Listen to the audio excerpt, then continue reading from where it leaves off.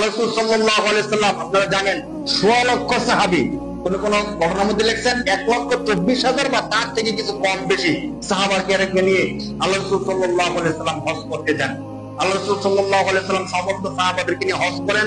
হজ করার পরে আল্লাহ রাসূল সাল্লাল্লাহু আলাইহি সাল্লাম বিদায় হজের মধ্যে একটা ভাষণ দেন। আপনারা জানেন যে ভাষণের মর্ম ছিল আল্লাহ রাসূল সাল্লাল্লাহু আলাইহি সাল্লাম সমস্ত সাহাবায়ে কেরামকে এবং তৎকালীন সমস্ত মানুষকে লক্ষ্য করে বলেন, হে মানব সকল, তোমরা শোনো, আমরা সবাই এক আল্লাহর বান্দা। আমরা সবাই কার বান্দা? এক আল্লাহর বান্দা এবং এক পিতার সন্তান। কথাটা একটু খেয়াল করেন। আল্লাহ রাসূল সাল্লাল্লাহু আলাইহি সাল্লাম সমস্ত মানব জাতিকে, সমগ্র মানব জাতিকে এক করে দিলেন, যাতে মানুষের মধ্যে মারামারি, কাটাকাটি, হিংসা, বিদ্বেষ, যে তুমি মুসলমান, তুমি হিন্দু, তুমি সাদা, তুমি কালা, তুমি শ্বেতাঙ্গ, তুমি কৃষ্ণাঙ্গ, এমন যেন না থাকে। এজন্য আল্লাহ রাসূল কি বললেন যে আমরা সমস্ত মানব এক আল্লাহর বান্দা, এক আল্লাহর এবং এক বাবার পিতা। যদি এক বাবার পিতা হই তাহলে আমরা সবাই কি ভাই ভাই, আমরা সবাই কি, তাহলে আর মারামারি, কাটাকাটি, হানাহানি থাকে না।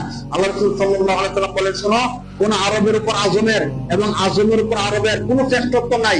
একমাত্র শ্রেষ্ঠত্ব হলো তার যার মধ্যে তাকওয়া আছে। যার মধ্যে কি আছে? যার মধ্যে তাকওয়া, খোদাবন্দি আছে, তার মধ্যে শ্রেষ্ঠত্ব আছে। এছাড়া সুন্দর কালার উপর কালার, সুন্দর উপর ধনী গরিবের উপর, গরিব ধনীর উপর, আরব আজমের উপর আজম আরবের উপর কোন শ্রেষ্ঠত্ব নাই। আল্লাহ রাসূল সাল্লাল্লাহু আলাইহি ওয়াসাল্লাম এমন জ্ঞান গর্ব অনেকগুলো কথা এই বিদায় হজের ভাষণের মধ্যে বলছিলেন। ইতিপূর্বে কোন এক জুমা আমরা বলছিলাম এবং বলছিলেন কর্মচারীদের ব্যাপারে, শোনো, যারা মালিক আছে তাদেরকে বলতেছি, তোমাদের কর্মচারী যারা আছে তারা তোমাদের মতোই মানুষ।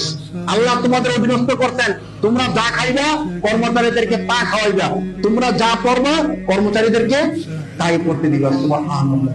মানবতার নবী, বিশ্ব মানবতার মুক্তির দূত মুহাম্মদ রাসূলুল্লাহ সাল্লাল্লাহু আলাইহি ওয়াসাল্লাম। এবং সবার ব্যাপারে পায়, নারীদের ব্যাপারে, শ্রমিকদের ব্যাপারে, খেটে খাওয়া মানুষদের ব্যাপারে আল্লাহ রাসূল সাল্লাল্লাহু আলাইহি ওয়াসাল্লাম বিদায় হজের ভাষণের মধ্যে কথা বলে গেছেন। এবং সর্বশেষ যখন ভাষণ শেষ হবে, আল্লাহ রাসূল সাল্লাল্লাহু আলাইহি ওয়াসাল্লাম নবুয়তের যে দায়িত্ব নিয়ে আসছিলেন, এই সমস্ত দায়িত্বগুলো আমাদের মধ্যে পৌঁছে দিতে পারছেন কিনা, মুসলমানদেরকে সাক্ষী রেখে, আল্লাহকে সাক্ষী রেখে আল্লাহ রাসূল সাল্লাল্লাহু আলাইহি ওয়াসাল্লাম বিদায় হজের ভাষণের শেষ দিকে বলতেছেন, আলা হাল বাল্লাগতু, তোমরা কি সাক্ষী দাও যে আমার উপর যে দায়িত্ব আল্লাহ দিয়েছিলেন ওই দায়িত্ব আমি তোমাদের নিকট পৌঁছে দিতে পেরেছি কি? সমস্ত মুসলমান তখন এক আওয়াজে বলছিলেন, নাম, অবশ্যই আপনি আমাদের উপর দায়িত্ব পৌঁছে দিয়েছেন। আল্লাহ রাসূল তিনবারই ব্যক্ত বলছেন, আলা হাল বাল্লাগতু, আলা হাল বাল্লাগতু।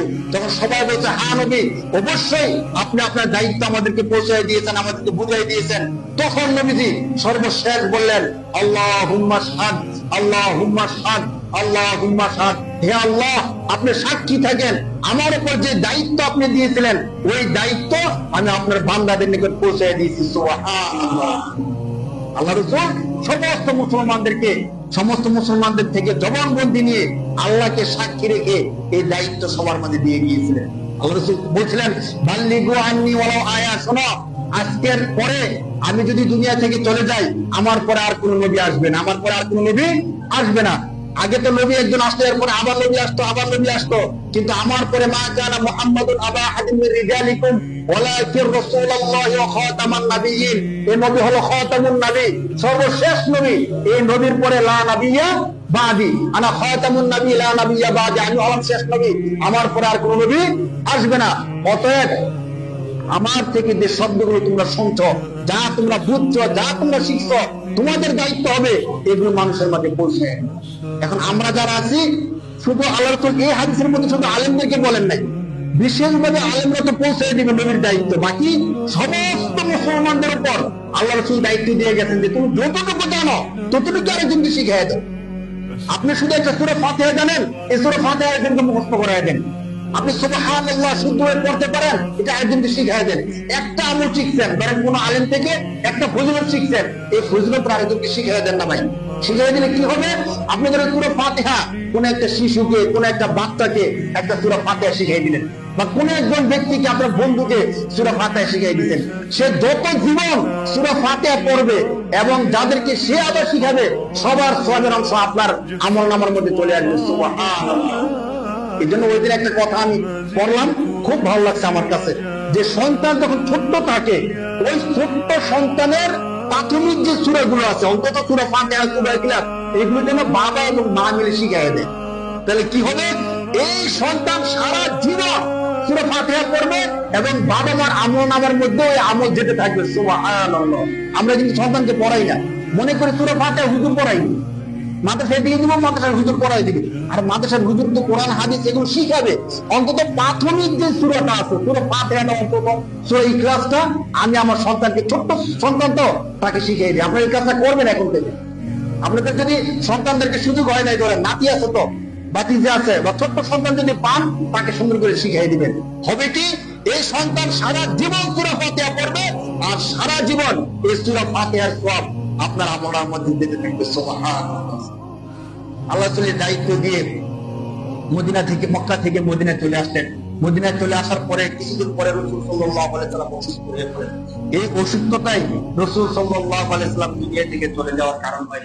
অসুস্থ হয়ে যাওয়ার পরে সালিম ইবনে উবাইদা রাদিয়াল্লাহু তাআলা আনহু বলেন যে রাসূল সাল্লাল্লাহু আলাইহি ওয়াসাল্লাম যখন বেহুশ হয়ে যেতেন, আর আগে বলছিলাম যে একটু পরে পরে হুঁশ ফিরে আসতো, আর বলতো নামাজের সময় হয়েছে, আবু বকরকে বলো নামাজ পড়ায় দিতে। আবু বকর রাদিয়াল্লাহু তাআলা আনহু ইমামতি করছিলেন। আল্লাহ রাসূল সাল্লাল্লাহু আলাইহি ওয়াসাল্লাম আবার আসলেন, সাহাবায়ে কেরামকে দেখলেন। এই অসুস্থতা থেকেই রাসূল সাল্লাল্লাহু আলাইহি ওয়াসাল্লাম সোমবার দিন দুপুরে আল্লাহ রাসূল সাল্লাল্লাহু আলাইহি ওয়াসাল্লাম এই দুনিয়ার মায়া ত্যাগ করে চলে যান। আল্লাহ রাসূল সাল্লাল্লাহু আলাইহি ওয়াসাল্লাম যখন ইন্তেকাল করেন, তখনকার সময়ে সাহাবায়ে কেরামের মধ্যে তো কোন নবীর মৃত্যুর কোন ঘটনা আসে নাই, তারা দেখে নাই। কিন্তু রাসূল সাল্লাল্লাহু আলাইহি ওয়াসাল্লাম দুনিয়া থেকে চলে গেছেন কি গেছেন না, এই জিনিসটা তো তারা বুঝতে পারতেছে না। কারণ রাসূল সাল্লাল্লাহু আলাইহি ওয়াসাল্লাম অনেক সময় এমন ভাবে থাকতেন, ওহী আসতো, চুপচাপ থাকতেন, কারোর সাথে কথা বলতেন না। তো অনেক সাহাবী মনে করছিলেন যে না, রাসূলের ইন্তেকাল হয়নি, যার কারণে।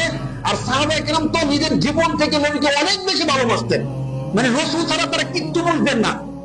তারা মনে করতো রাসূল ছাড়া আমাদের জীবন অন্ধকার। যার কারণে কি হয়েছে ঘটনা দেখেন।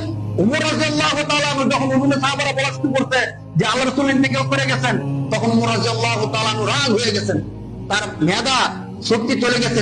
তিনি বলতেছিলেন যে যে বলবে আল্লাহ রাসূল ইন্তেকাল করছে, আমি এই তরবারি নিলাম, উমরের এই তরবারি দিয়ে তার গর্দন ফালাই দিই।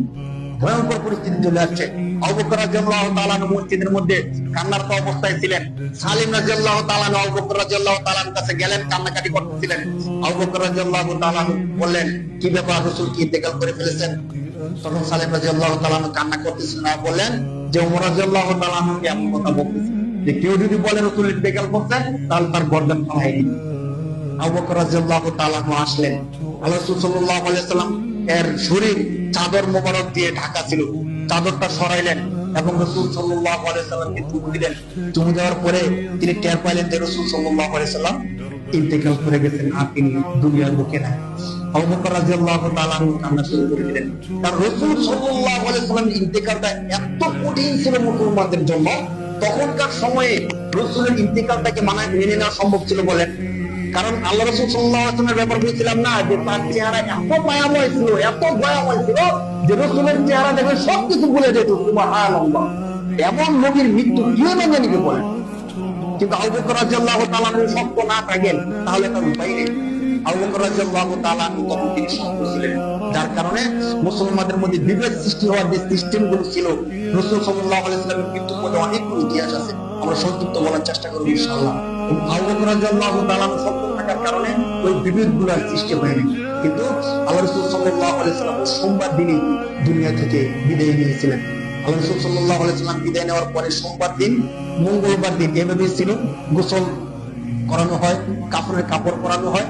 মঙ্গলবার, বুধবার দিন এশার নামাজের পরে রাসূল সাল্লাল্লাহু আলাইহি ওয়াসাল্লামের দাফন এবং সাহাবায়ে কেরাম 10 জন করে রাসূল সাল্লাল্লাহু আলাইহি ওয়াসাল্লামের জানাজা নামাজ পড়েছেন। আমরা সংক্ষিপ্তভাবে এই ঘটনার সামনে বলবো ইনশাআল্লাহ। আল্লাহ তাআলা আমাদের সবাইকে তৌফিক দান করুন বলে আমিন। রাসূল সাল্লাল্লাহু আলাইহি ওয়াসাল্লামের আদর্শে আমাদের জীবনকে যেন আদর্শবান করতে পারি, আল্লাহ তাআলা সেই তৌফিক দান করুন সবাই বলে আমিন।